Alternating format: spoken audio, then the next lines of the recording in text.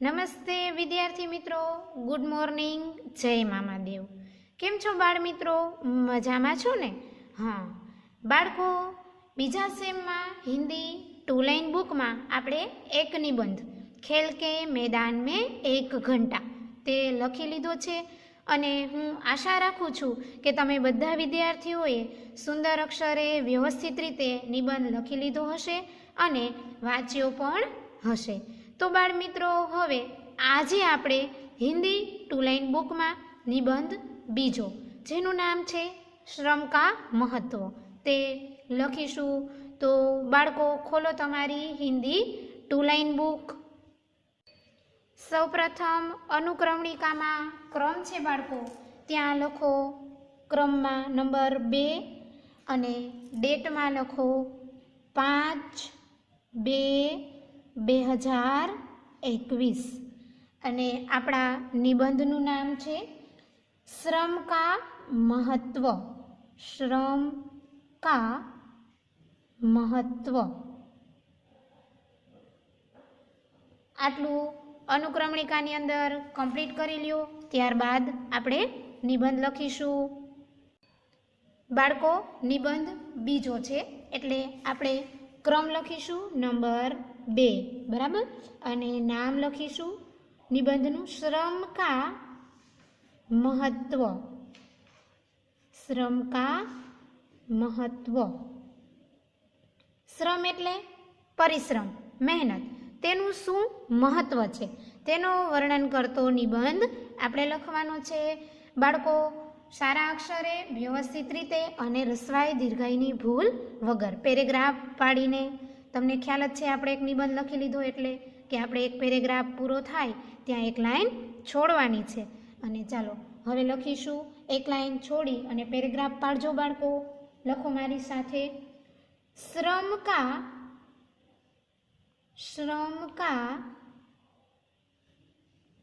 अर्थ है मेहनत. શું છે? મહેનત. શ્રમનો અર્થ છે મહેનત કરવી, બરાબર, પરિશ્રમ કરવો.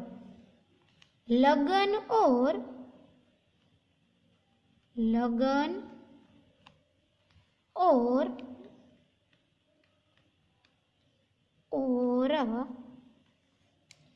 मेहनत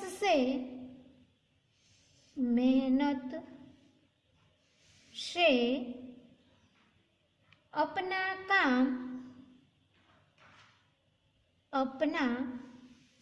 काम करना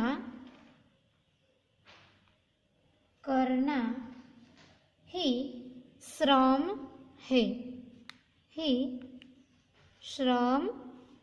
है. खड़ी पाईनी निशानी करजो बाळको, वाक्य पूर्ण थाय त्यां. श्रम हमारे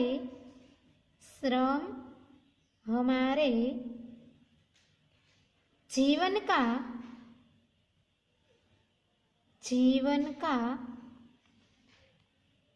मुख्य आधार है. मुख्य शब्द व्यवस्थित लखजो बाळको. मुख्य आधार है. અહીંયા શ્રમનું મહત્વ સમજાવતો આપણો પેરેગ્રાફ પહેલો કમ્પ્લીટ થાય છે. શું કીધેલું છે કે શ્રમનો અર્થ છે કે મહેનત કરવી. લગન એટલે કે ઈચ્છાથી, મહેનત કરવાથી જ આપણું કામ કરીએ આપણે, એ જ સાચો શ્રમ છે. શ્રમ અમારે જીવન કા મુખ્ય આધાર એટલે કે તમારે કોઈ પણ વસ્તુ મેળવવી હોય બાળકો તો મહેનત વગર મળતી નથી.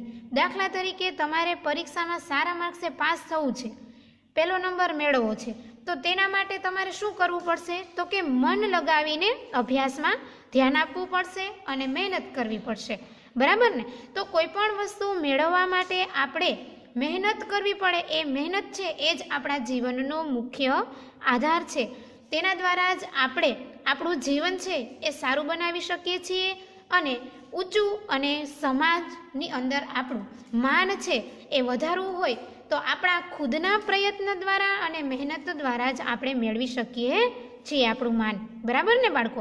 તો તેના માટે શું કરવું પડે? તો કે મહેનત. જુઓ બાળકો, તમારે બધા વિદ્યાર્થીઓએ પરીક્ષામાં સારા માર્ક્સ મેળવવા છે, પ્રથમ નંબરે પાસ થવું છે, તો શું કરવું પડશે? તો કે મહેનત. બરાબર ને? તે જ મુખ્ય આધાર છે. હવે ત્યારબાદનો પેરેગ્રાફ લખીએ. એક લાઈન છોડજો બાળકો અને પેરેગ્રાફ પાડીને મારી સાથે લખવાની શરૂઆત કરો. સારી દુનિયા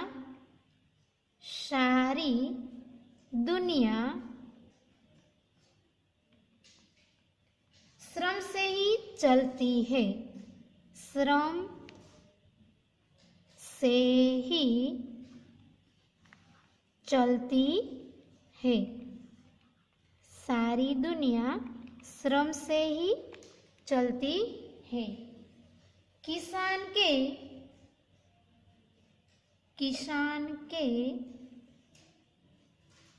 श्रम से ही दुनिया को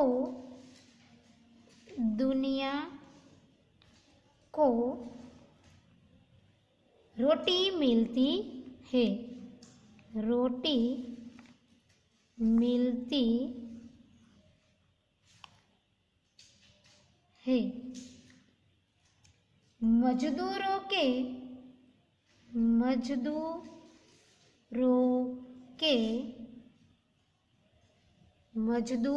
के श्रम से ही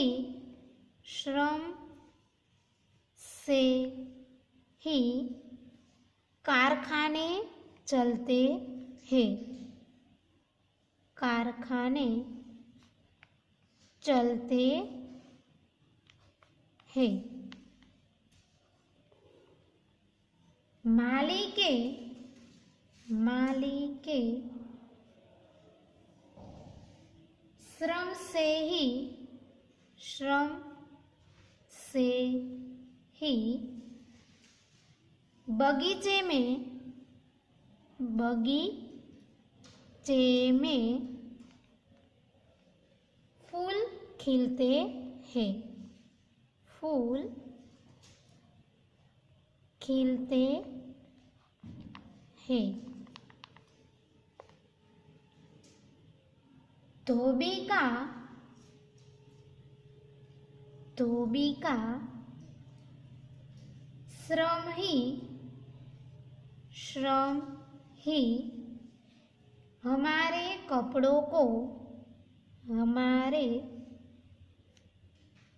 कपड़ों को साफ रखता है. साफ रखता है. श्रम करने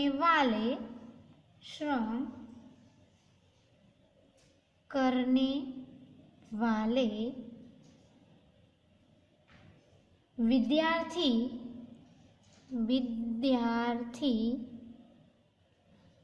ही सफलता प्राप्त करते हैं. सफलता प्राप्त करते हैं.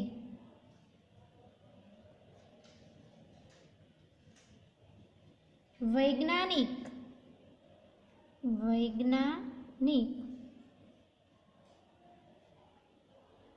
श्रम करके ही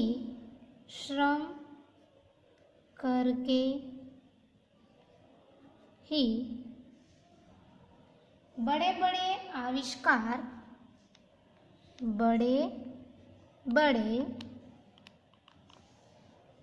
आविष्कार करते हैं.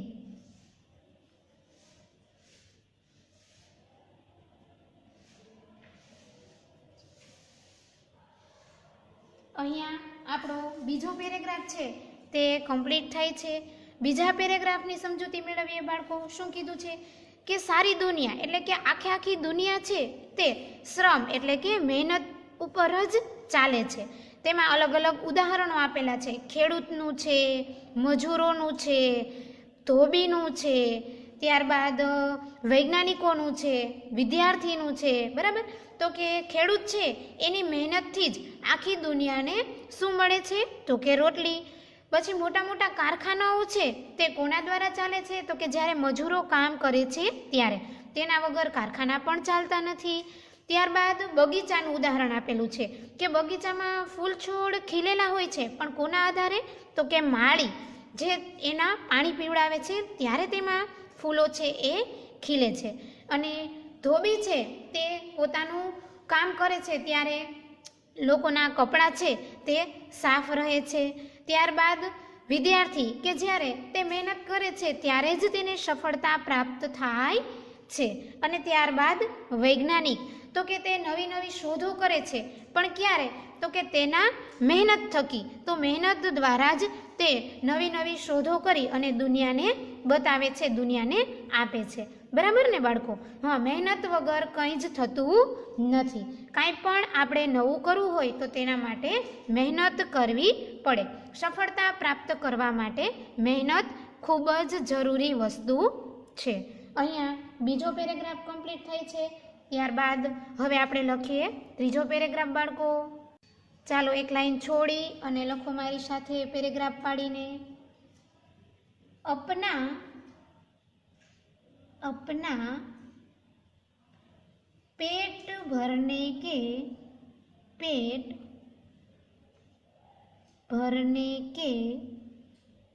अपना पेट भरने के लिए सभी प्राणियों को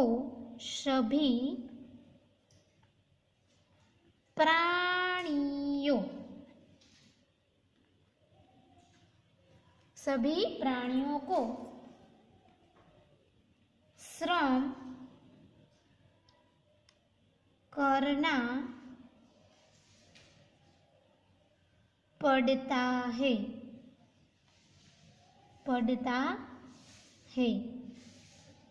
शेर, बाघ आदि हिंसक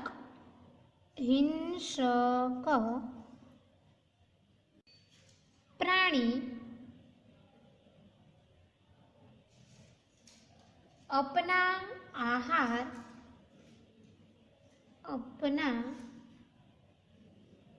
आहार पाने के लिए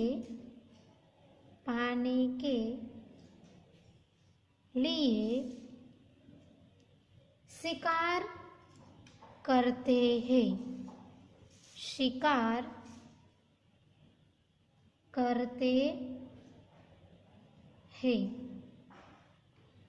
पक्षी भी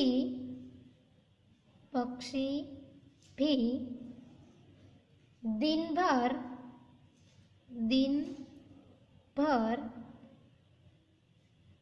दाने की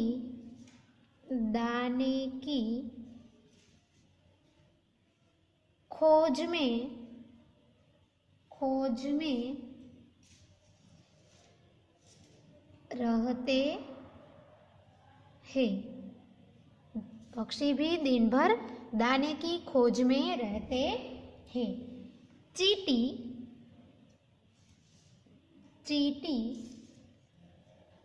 श्रम करके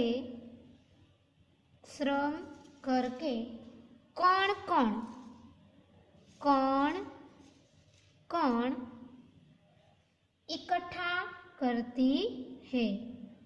इकट्ठा बराबर शब्द लखजो बाळको। इकट्ठा करती है। अहींया आपणो पेरेग्राफ नंबर 3 कम्प्लीट थाय छे। तेमां शुं कीधेलुं छे बाळको? तो के पोतानुं पेट भरवा माटे बधाए प्राणीओ अने पक्षीओ बधाए मेहनत करवी पड़े छे। मात्र मनुष्य ज नहीं, प्राणीओए पण श्रम एटले के मेहनत करवी पड़े छे। एमां उदाहरण आपेलुं छे કે શેર છે એટલે કે સિંહ છે, વાઘ છે, આવા જે હિંસક પ્રાણીઓ છે તેણે પણ પોતાના ખોરાક માટે, આહાર એટલે કે ખોરાક માટે શિકાર કરવો પડે છે. ત્યારબાદ પક્ષી છે તો કે તેણે પણ દિવસભર એને એક દાણો જ ખાવા માટે જોઈએ, બરાબર ને, ચણ. તો તે પણ આખો દિવસ છે તે પોતાના ચણની શોધમાં રહે છે. ચીટી એટલે કે કીડી, તે પણ મહેનત કરીને એક એક કણ છે એને એકઠા એટલે કે ભેગું કરે છે, બરાબર ને. તો અહીંયા માત્ર મનુષ્ય જ નહીં, પ્રાણીઓની મહેનત વિશે પણ કીધેલું છે કે હિંસક પ્રાણીઓ છે, પક્ષીઓ છે, કીડી છે, તેને પણ પોતાનું પેટ ભરવા માટે મહેનત કરવી પડે છે. હવે લખીએ આપણે ત્યારબાદનો અને છેલ્લો પેરેગ્રાફ. બાળકો એક લાઈન છોડજો અને પેરેગ્રાફ પાડી અને લખો. इस प्रकार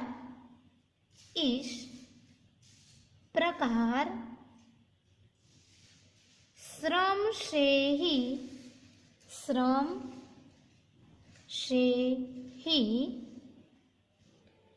सबके जीवन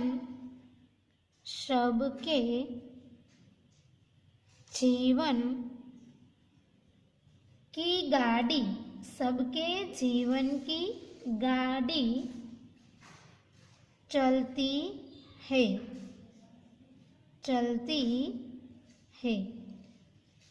देश का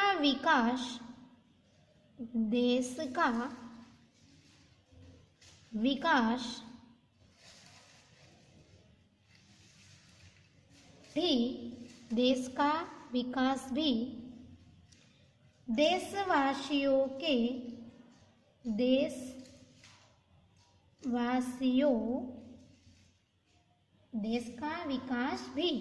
देशवासियों के श्रम से ही होता है। नेहरू जी ने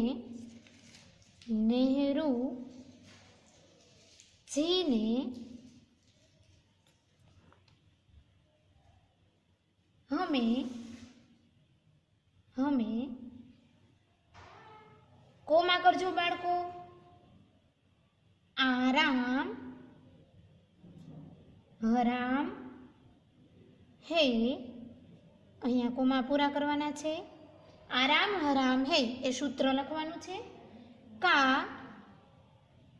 नारा दिया था। इसके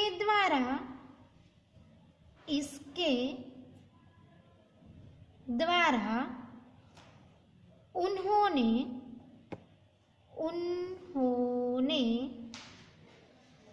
हमें लगातार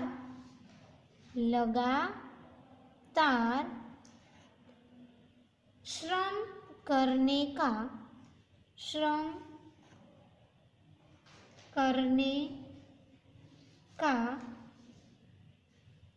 ही संदेश दिया है।